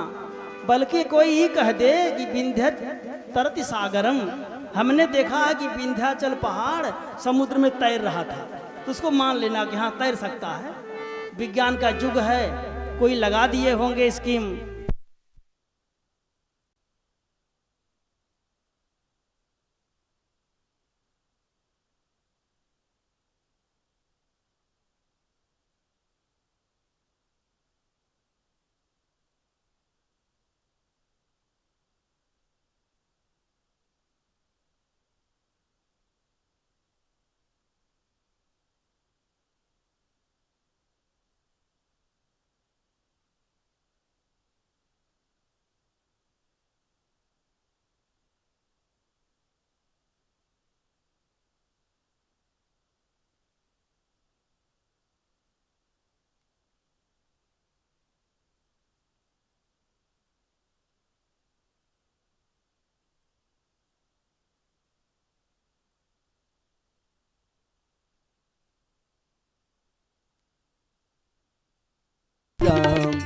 जय जय राम रामचंद्र की जय। आप सब जिस भाव से बैठे हैं, इतने स्थिरता से, धैर्य से, उत्सुकता से, ऐसा देख करके मन करता है कि रात भर कथा सुनाते रहें। लेकिन आप लोग निश्चिंत रहें, 7 बजे के पहले आरती करेंगे, 7 बजे, है ना। शांति से बैठें, जो खड़े हैं वो बैठ जाएं कृपया, बढ़िया लगेंगे। बैठा हुआ आदमी खड़े हुए आदमी से देखने में अच्छा लगता है। दूसरी बात यह है, नेता का भाषण सुने तो खड़े खड़े सुनना चाहिए, पता नहीं कब दंगा चल जाए। लेकिन जब ठाकुर जी की कथा हो रही हो तो बैठ के सुनना चाहिए कि न जाने कब अमृत बरस जाए, समाधि लग जाए। क्योंकि भोले बाबा कथा कह रहे थे, प्रसंग आ गया, समाधि लग गई। नारद जी कथा कह रहे थे, समाधि लग गई। भुसुंडी जी कथा कह रहे थे, समाधि लग गई। कभी किसी प्रसंग में सुनाएंगे आपको। कथा बहुत विशेष बात है। कथा सुनने से समाधि लग जाती है, कथा कहने से समाधि लग जाती है। चलिए, तो हम निवेदन कर रहे थे कि जितने ये अयोनिज हैं वही ब्रह्मचर्य रह सकते हैं। यदि कोई पराशर जी, विश्वामित्र जी जो हजारों हजारों साल तपस्या किए, वो मेनका को देख के ध्वस्त हो गए, एक ही क्षण में सब खत्म। इसलिए ठाकुर जी कहते हैं, धर्म अविरुद्धो भूतेषु कामो अस्मि भरत सभ। अपनी स्त्री के साथ धर्म की मर्यादा में रहते हुए भोग करें। संसार की सब स्त्रियों को माँ माने, अपनी स्त्री को पत्नी माने। यह मनुष्य की मर्यादा है। राक्षसों की मर्यादा यह है कि खाली अपनी माँ को माँ मानते हैं, संसार की सब स्त्रियों को पत्नी मानते हैं। रावण में, राम में यही अंतर है। राम सीता के अलावा सबको माँ मानते हैं और रावण कैकसी के अलावा सबको पत्नी मानता है। यही झंझट है। तो ऐसा न करें, राम वाला करें। चलें, हम आते हैं तो दशरथ जी महाराज और मैया का संवाद हो रहा है। अम्मा ने डांटा तो दशरथ जी शांत हो गए। डींग हाके थे ना, फंस गए हैं बेचारे, और शांत हो गए। ये समाचार जो है राम जी के पास सुबह पहुंच रहा है। लेकिन एक जिज्ञासा होती है, क्या कैकेयी ने ये 14 साल का वनवास क्यों मांगा? 15 कर सकती थी, 12 कर सकती थी। युधिष्ठिर 12 साल के लिए वनवास गए थे, तो 15 साल, 14 साल, 20 साल, 8 साल, 10 साल, कुछ भी। लेकिन वो 14 ही क्यों कहा? संतों ने कुछ भाव बताए हैं, अपनी बुद्धि के अनुसार आपको हम पहुंचाते हैं, आप उसका श्रवण करें। बहुत रोचक प्रसंग है। देखो, राम जी विद्या माया के मालिक हैं। जितने सद्गुण हैं वो सब राम के पास है। जो जितने धर्म हैं वे सब राम के पास है। और रावण अविद्या माया का मालिक है। जितनी मायावी शक्तियां हैं वे सब रावण के पास हैं। 14 प्रकार की तांत्रिक शक्तियां होती हैं। इन शक्तियों का मालिक रावण है और राम जी 14 विद्याओं के मालिक हैं, जानकार हैं। 4 वेद, 6 शास्त्र, कितने हुए? 10। धर्म शास्त्र 11वां, पुराण शास्त्र 12वां, फिलॉसफी माने दर्शन, खड़ दर्शन हमारे यहाँ है, ये 13वां, और नीति 14वां। ये 14 विद्याएं हैं, 14 विद्या के स्रोत हैं, जिसमें राम जी माहिर हैं, इसके अनुसार चलते हैं। और रावण इसके विपरीत चलता है। तो 14 अविद्याओं से युक्त रावण को मारने के लिए राम को 14 साल का संयम करना पड़ेगा। इसलिए मैया ने कहा, तापस बेश विशेष उदासी, 14 बरिस राम वनवासी। एक दूसरा कारण है, मंथरा ने जब भड़काया था मैया को, तो मंथरा ने कहा था कि जानती हो महारानी, सजत पाख सब सहित समाजू, सजत पाख सब सहित समाजू, तुम पायहु सुधी मोहिसन आजू, तुम पायहु सुधी मोहिसन आजू।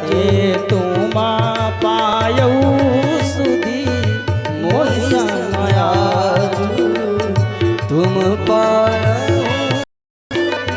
मोहि समयाजू। तो कैकेयी ने कहा ठीक है, जैसे कौशिला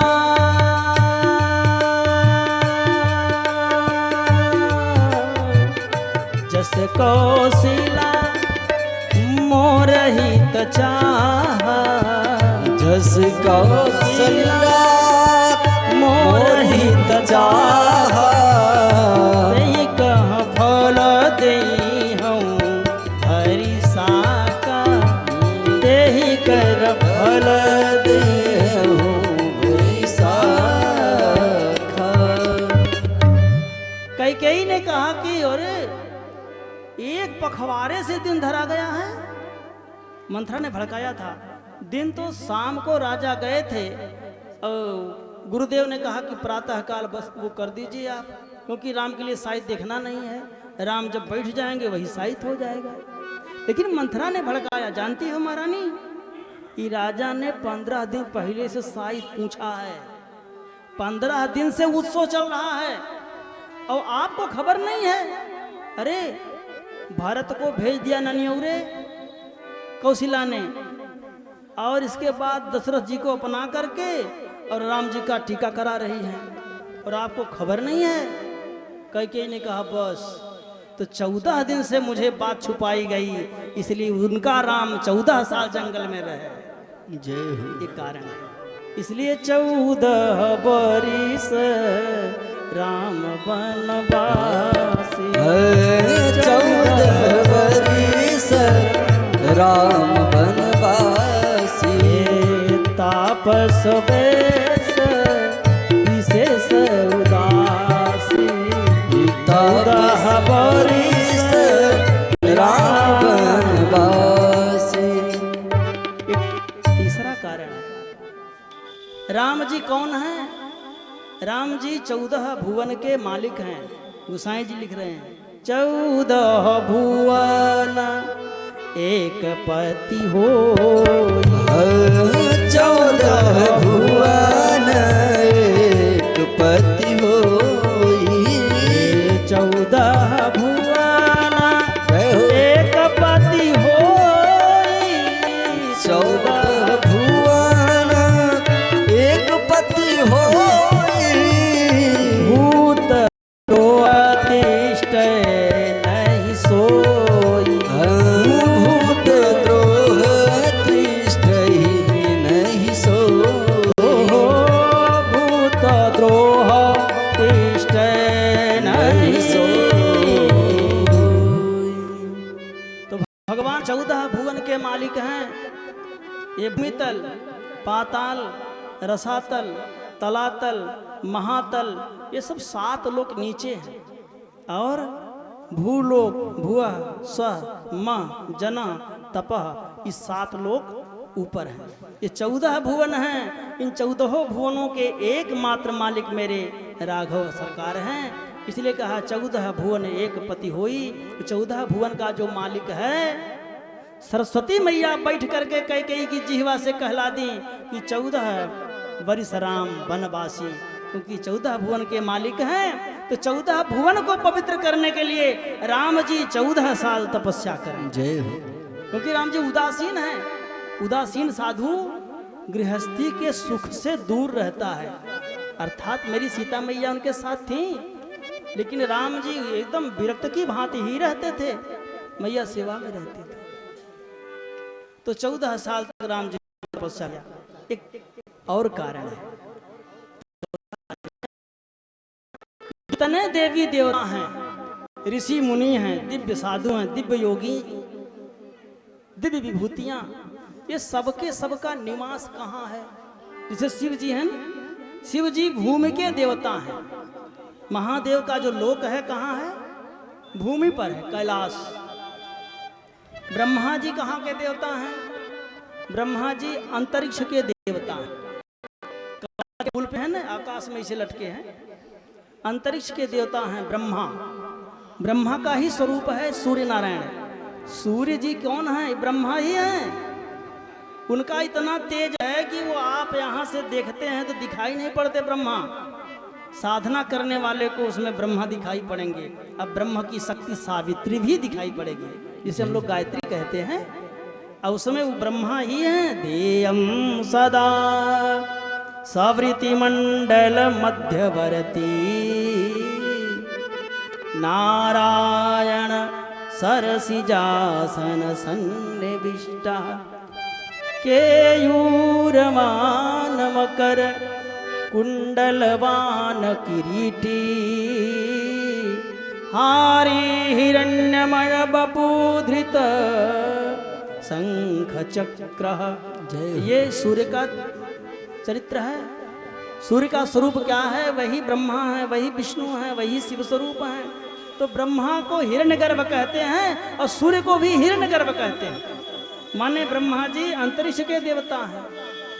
और नारायण कहाँ के देवता हैं? वो नारायण समुद्र के देवता हैं। कहाँ रहते हैं? क्षीर सिंधु में रहते हैं जी। ये तीनों लोग जो है 3 स्थान पर रहते हैं।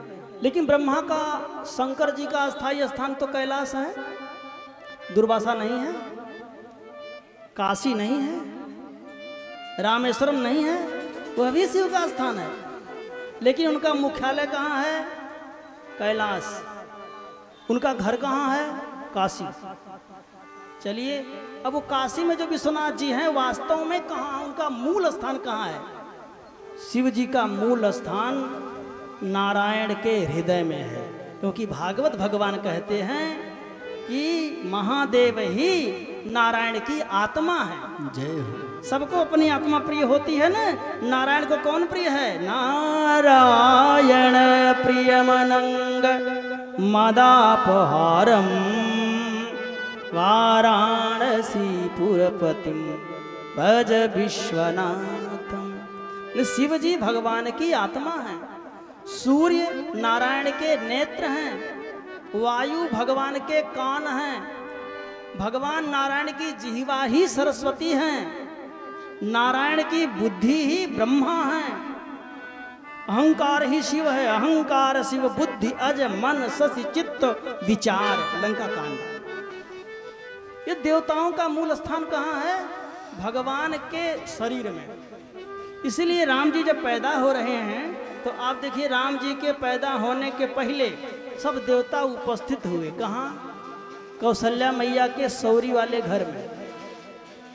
और सब देवताओं ने गर्भस्तुति किया। निज निज स्तुति करे सुर गए निज निज धाम। विश्वास प्रभु प्रगटे अखिल लोक विस्त्राम। तो देवता कहाँ से आए थे? अरे भगवान के शरीर से आए थे। कहाँ गए? फिर भगवान के शरीर में प्रवेश कर गए। निज निज धाम माने सरस्वती राम जी की जिह्वा में समा गई, वायु कान में समा गए, महेश उनकी आत्मा में समा गए, ब्रह्मा उनकी बुद्धि में समा गए। समझ रहे हैं ना? अब राम जी जब तपस्या करेंगे तो सब देवता शुद्ध हो जाएंगे। नाभि से ऊपर 7 चक्र हैं और नाभि के नीचे 7 पॉइंट हैं जिससे शरीर चलता है। माने भगवान के देह में ही संपूर्ण ब्रह्मांड है। हम नहीं कह रहे हैं, गोसाई बाबा कह रहे हैं। को रोम रोम प्रति लागी हैं कोटि कोटि ब्रह्मांड। तो क्योंकि राम जी के शरीर में सब देवता हैं, सब लोक हैं, इसलिए राम जी यदि 14 साल तक तपस्या करेंगे जंगल में तो संपूर्ण लोकों का, सब देवताओं का भला हो जाएगा। इसलिए तापस बेस विशेष उदासी। तापस बेस विशेष उदासी। 14 बरिस राम वनवास। 14 बरिस राम वनवासी।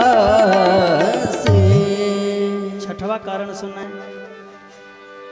कैकेयी ने राम जी को वनवास दिया है। राम जी भी जानते हैं हमें वन में जाना है। और वहाँ राम जी कहते हैं कौशल्या मैया से विदाई लेते समय कि मेरा जंगल में बड़ा काम है। बड़ा काम माने कई काम है हो। उसमें से एक काम था मुख्य बाली को मारना। काहे बाली से क्या दिक्कत है? बाली जिस ऋषमुख क्षेत्र का मालिक था वो 14 योजन में है, कर्नाटक में वो क्षेत्र है। और उस क्षेत्र का मालिक राजा बाली है जो अपने भाई को मार के निकाल दिया है। बाली को एक अद्भुत वरदान था। बाली को एक अद्भुत वरदान यह था कि बाली किसी से हारेगा नहीं। जो उसके सम्मुख आ जाएगा उसका आधा बल बाली में आ जाएगा। इस तरह से कमजोर हो जाता था, अब बाली जीत जाता था। अब हुआ क्या कि एक बार महाराज दशरथ का भी देवासुर संग्राम में बाली से भेंट हो गई।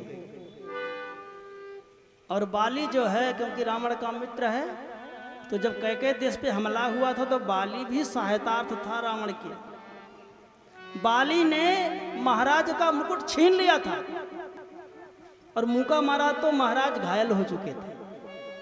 प्रसंग कल हो चुका था, कैकेयी ने प्राण बचाया था। और वो जो राजमुकुट था, अयोध्या का राजमुकुट, वो कहाँ चला गया? किष्किंधा।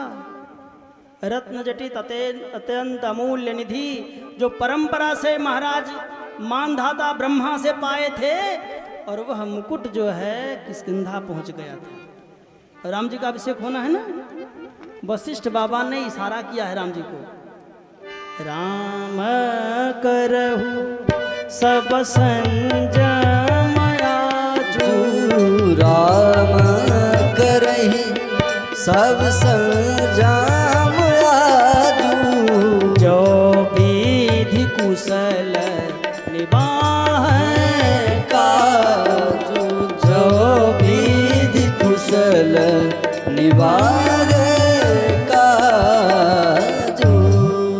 संयम के कई अर्थ होते हैं। संयम करना, जैसे आपको घर बनवाना है तो संयम से रहना होगा। काहे का संयम करना होगा हो? अरे मने ज़्यादा मत खर्च करिए, बचा के रखिए।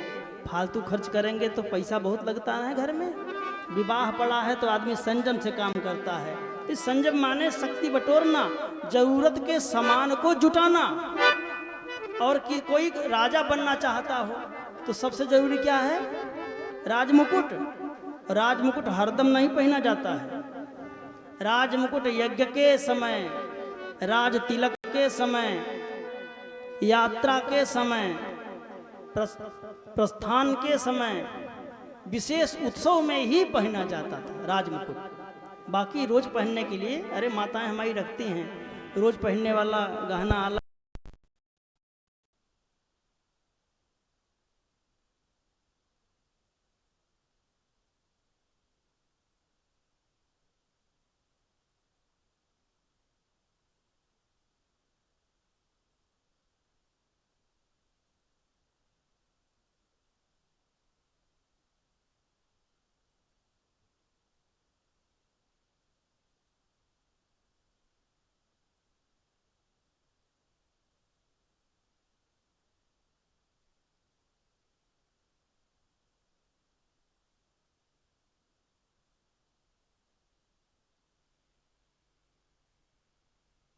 जय राम बिहारी लाल की जय हो। निवेदन है कि 20-25 मिनट कथा चलेगी, या फिर से बंद न करिए। तो निवेदन ये कर रहे थे कि राम जी का वनवास 14 साल का ही हुआ। सरस्वती मैया ने ऐसा क्यों कहला दिया? तो ऐसा इसलिए हुआ बंधु, राम जी जब अयोध्या से चले तो उनको अपना राजमुकुट लेना था, और ये बात किसी से कहना भी नहीं था। ये बात कोई इज्जत की बात थी। अरे रघुकुल का मुकुट एक बंदर के पास है, अब उसके पास है, कैसे आएगा? बड़ा झंझट है ना। इसलिए राम जी ने बाली को मारा। बहुत से कारण थे, उसमें से एक कारण यह भी था, राम जी ने उसे कहा भी था, मूढ़ तो ही अतिशय अभिमान, मूढ़ तो ही अतिशय अभिमाना, मूढ़ तो ही अतिशय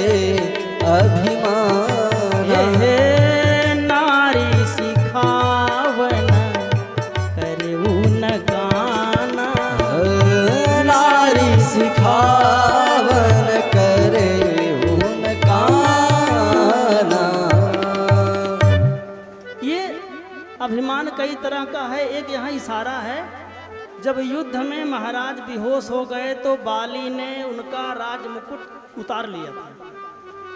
किसी जीवित आदमी का कपड़ा और आभूषण नहीं उतारना चाहिए। आदमी जी रहा है, हमारा नहीं है, तो उसका गहना या उसका कपड़ा उतारना मरने के बाद उतारा जाता है। वो कैकेयी ने समझाया था, डांटा था, ऐसा मत करिए आप वीर योद्धा हैं और राजा का मुकुट लेके जा रहे हैं, सही नहीं है, चुप रहो, मुकुट बहुत अच्छा लग रहा है, हमारे लायक है। इसलिए मूढ़ तो ही अतिशय अभिमाना। अरे तुमने सिखावन स्त्री भी वर्जित करे तो मान जाना चाहिए। कुछ लोगों की बात कभी नहीं काटना चाहिए। किसका? बूढ़ा आदमी हो, वो कोई बात गलत भी कह रहा हो, उसकी बात को मान लेना चाहिए। गुरुदेव यदि कोई बात ऐसा कह रहे हैं कि आपके समझ में नहीं आ रहा है, गलत लग रहा है, तो भी उसको करिए, आज्ञा है। पिता माता कोई बात कहें, आपको सही नहीं लगता, फिर भी करिए, क्योंकि आपको उसका अनुभव नहीं है। और स्त्री की बात यदि धर्म के विरोध में नहीं है तो करना चाहिए, विचार करना चाहिए। तो लेकिन तू बड़ा अभिमानी है, तो राम जी अपना राज मुकुट लेने गए थे और वह काम ऐसे नहीं हो सकता था। 14 योजन के क्षेत्र में राज करने वाला बाली जो अत्यंत बलवान था, उसको 14 वरदान मिले हुए थे, तो उसको मारने के लिए 14 साल की तपस्या जरूरी थी। और एक कारण है, राम जी अयोध्या से चले और लंका तक उन्होंने 14 मुख्य राक्षसों का वध किया। 14 लोगों का वध राम जी ने किया। तो चले निकले यहां से, विराध को मारा, कबंध को मारा, मारीच को मारा, खरदूषण त्रिसरा को मारा, अकंपन को मारा, विरूपाक्ष को मारा, बिड़ालाक्ष को मारा, सुरहा को मारा, रावण कुंभकर्ण को मारा, मेघनाथ को मरवाया।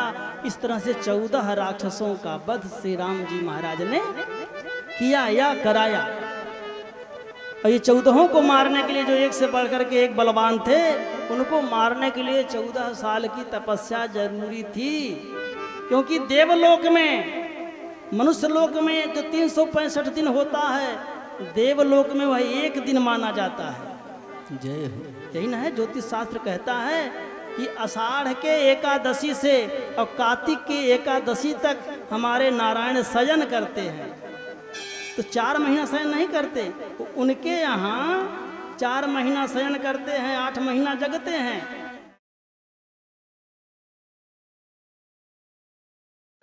देवलोक का एक ही दिन होता है, इसलिए राम जी को 14 साल का वनवास हुआ। उदासीन रहिए 14 बरिस राम वनवासी, 14 बरिस राम वनवासी, तापस विशेष उदासी। और एक कारण था, मेघनाथ को ऐसा वरदान था कि 14 साल तक जो स्त्री के पास न जाएगा, अन्न नहीं लेगा और शयन नहीं करेगा, ऐसा ही वीर मार सकता है। ऐसा वरदान मेघनाथ को शुक्राचार्य जी ने दिलाया था ब्रह्मा से। जय हो। शुक्राचार्य जी ने अमर यज्ञ करा के और मेघनाथ को ब्रह्मा जी से ऐसा वरदान दिलाया कि 14 साल तक जो ब्रह्मचर्य से रहे, 14 साल तक जो अन्न न पावे और 14 साल तक जो जगता रहे, ऐसा ही वीर मेघनाथ का वध कर सकता है। और एक वरदान मांगा कि यदि मेघनाथ या रावण पुनः वो अमर यज्ञ करें तो उन्हें कोई मार न सके। इसलिए जब जब युद्ध होता था तो मेघनाथ और रावण वो अमर यज्ञ करके निकलते थे। इसलिए रावण आवत सुने हूँ सकोहा, रावण आवत सुने हूँ सकोहा, देवन तके मेरू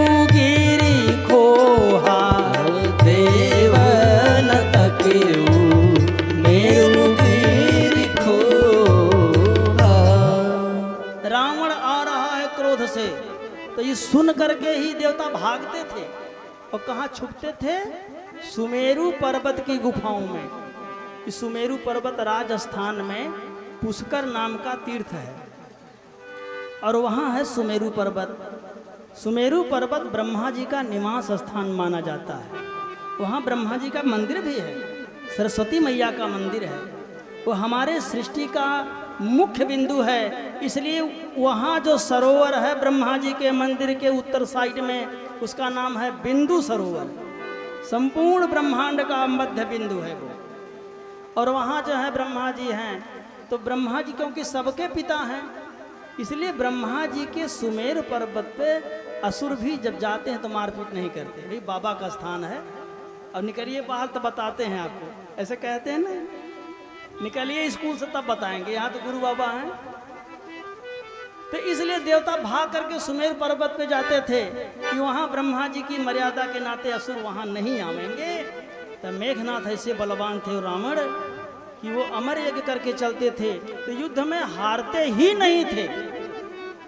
अब की बार वो नहीं किए यज्ञ। काहे? वो समझते थे कि बानर क्या करेंगे, ये तो दुष्ट तपस्वी बानर के साथ हैं, हमारा क्या कर लेंगे, कुछ नहीं, बेकार हैं। वो तो जब मेघनाथ के मारने पर लक्ष्मण बेहोश होके फिर होश में आ गए, तब मेघनाथ को लगा अरे अमर यज्ञ करना चाहिए। लेकिन विभीषण ने बता दिया कि महाराज अमर यज्ञ कर रहा है, तो यज्ञ पूरा ही नहीं करने दिया राम जी की सेना ने। तो इसलिए क्योंकि मेघनाथ को मारने के लिए 14 साल का संयम आवश्यक था, सो मैया ने वरदान मांग लिया, तापस बेस विशेष उदासी 14 परिस राम बन बसी। ओ 14 परिस राम बसी। विशेष सुनिए, विशेष कार्य। राम जी की भक्ति करना ही सर्वश्रेष्ठ है संपूर्ण संसार में। कृष्ण भक्ति परम श्रेय शास्त्र सारश्च सैवही।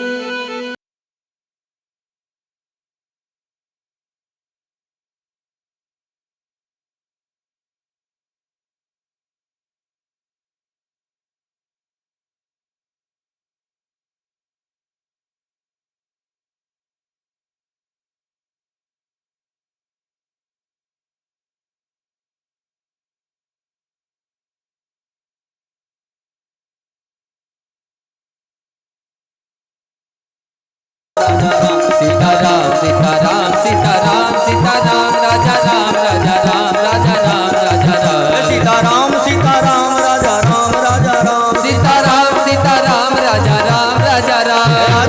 राजा राम सीताराम सीताराम राजा राम। जो गुरु बाबा लोग आए, ये सब अवतारी सत्ता है। इस कलिकाल में कोई तपस्या करके संयम करके साधु नहीं बनेगा। हाँ, क्योंकि कलिकाल ऐसा है कि पाप परायण सब नर नारी। यहाँ शुभम भैया जैसे लोग यदि मिल जाएं आपको संत वेश में, ये न जानिएगा कि साधु बाबा के घर के लड़के थे, गुरु बाबा के घर के थे, इसलिए गुरु बन गए। हाँ, ऐसे लोग संसार में ठाकुर जी के लोक से आते हैं, भेजे जाते हैं। जय हो। विशेष कुल में विशेष जगहों पर आते हैं, एक ही काम करने के लिए आते हैं कि भक्ति का प्रचार करेंगे। जन्मजात साधु ही पैदा होते होंगे कलयुग में। यहाँ कोई संस्कार से नहीं होगा कलिकाल में, सब जन्मजात होंगे। यानी जो ठाकुर जी के दरबार में वैकुंठ में मोक्ष आत्माएं हैं, भगवान संसार में भक्ति का प्रचार करने के लिए हमेशा अपने लोक से 2-4 आत्माएं भेजते रहते हैं कि जाओ पृथ्वी पे धर्म का प्रचार करते रहो, नहीं तो अधर्म बढ़ जाएगा। मैं कुछ महाभागों का नाम ले रहा हूं, आप समझ लीजिए। वृंदावन में सुदामा कोटि के महंत हैं राजेंद्र दास जी महाराज। इस समय वर्तमान काल में वे भगवत प्राप्त महात्मा हैं, ईश्वर प्राप्त महात्मा हैं, और वो कथा के द्वारा और गो सेवा के द्वारा संसार में धर्म की स्थापना कर रहे हैं। चित्रकूट की धरती पर एक शंकराचार्य वो जगत गुरु की गद्दी पर बैठे हुए हैं, श्री श्री राम भद्राचार्य जी महाराज। रामानंदाचार्य परंपरा के वो जगत गुरु हैं और वे भगवत प्राप्त महात्मा हैं, उसमें संशय नहीं है, संशय मत करिएगा। श्री अयोध्या धाम में बड़ी छावनी के जो महंत हैं श्री जगदीश दास जी महाराज भगवत प्राप्त महात्मा हैं। तो ये महात्मा जिनका मैं नाम ले रहा हूँ ये सब हैं, शरीर में हैं, 40 साल से मंदिर की बाउंड्री से बाहर नहीं निकले हैं, इसी संसार में, इसी कलिकाल में। काहे हो? कहते हैं कि यहाँ राम जी के संरक्षण में हूं ना, मंदिर से बाहर गया तो माया हमला कर सकती, वहां हमेशा भजन चल रहा है। तो ऐसे ऐसे जो महात्मा हैं धरती पर, ये सब ठाकुर जी की कृपा से हैं, उस लोक के हैं। तो राम जी के बैकुंठ लोक से 14 दिव्य महात्मा आए। हिंदू धर्म में 14 संप्रदाय हैं, उन्हीं के द्वारा हम श्री रामानुजाचार्य संप्रदाय की कृपा पात्र हैं। हमारे गुरु महाराज जो हैं वो रामानुज परंपरा से रहे हैं। इसी तरह से 14 परंपराओं को पवित्र करने के लिए मेरे ठाकुर जी ने 14 साल का तपस्या स्वयं किया। तापस बेस विशेष उदासी 14 बरिस राम बनवासी, 14 बरिस राम बनवासी, 14 बरिस राम बनवासी। और राम जी जब वनवास जाने लगे तो उन्होंने मैया से कहा, मुनि गण मिलन विशेष सुख। संतों से मिलना इससे बड़ा कोई सुख नहीं है। जय हो। और राम जी चित्रकूट में अत्रि जी से लेकर के अगस्त जी तक 14 महात्माओं से मिले। 14 संवाद है, मानस में पढ़े। इन 14 का सत्संग लेने के लिए 14 साल चाहिए, इसलिए वे 14 साल के लिए वनवास गए। और अंतिम बात भाव दे रहा हूँ क्योंकि इस समय काफ़ी हो गया है, आपको परेशानी न हो। तो एक विशेष बात यह है, आज के समय में ध्यान देने योग्य है, रावण परम विद्वान था। कैसा विद्वान था वो? उसने वेदों पर भाष्य किया था, माने वेदों का अर्थ लिखा था, टीका किया था, लेकिन उल्टा किया था। वेद कुछ कह रहे हैं और रावण उसकी अपनी मनमानी व्याख्या कर रहा है। आज भी यही दशा है। वेद तो एक हैं। श्रीमद् भागवत के 11 स्कंध में उद्धव जी महाराज ने कन्हैया से संवाद किया है। वो ज्ञान की बातें 14 प्रकरण में है।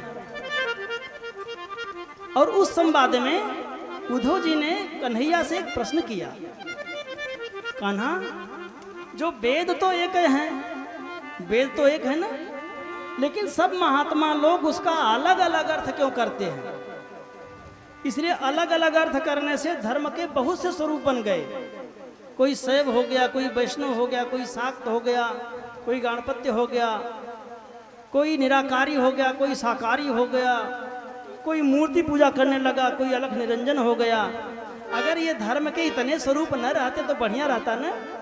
देखने में लगते करे तो सब बहुत मत हो गया है, बहुत बवाल हो गया है।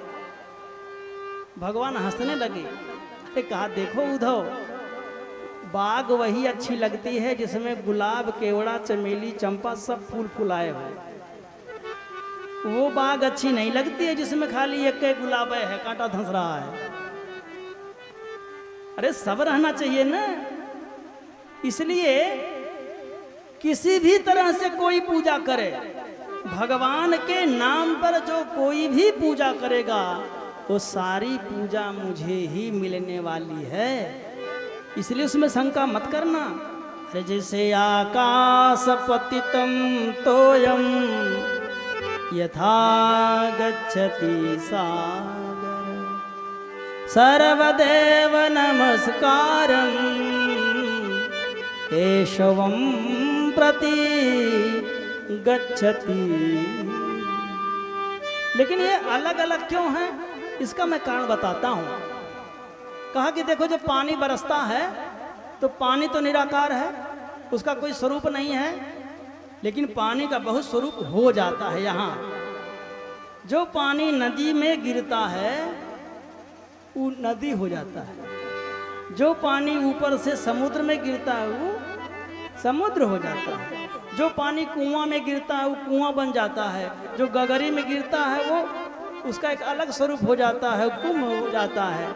तो गिलास में, लोटा में, कटोरा में जहाँ जैसे है, गड़हा में गिर जाएगा तो वहाँ दूसरा स्वरूप हो जाएगा, कनई हो जाएगा वो। तो अलग अलग हो गया ना, और अलग अलग जल का अलग अलग उपयोग है।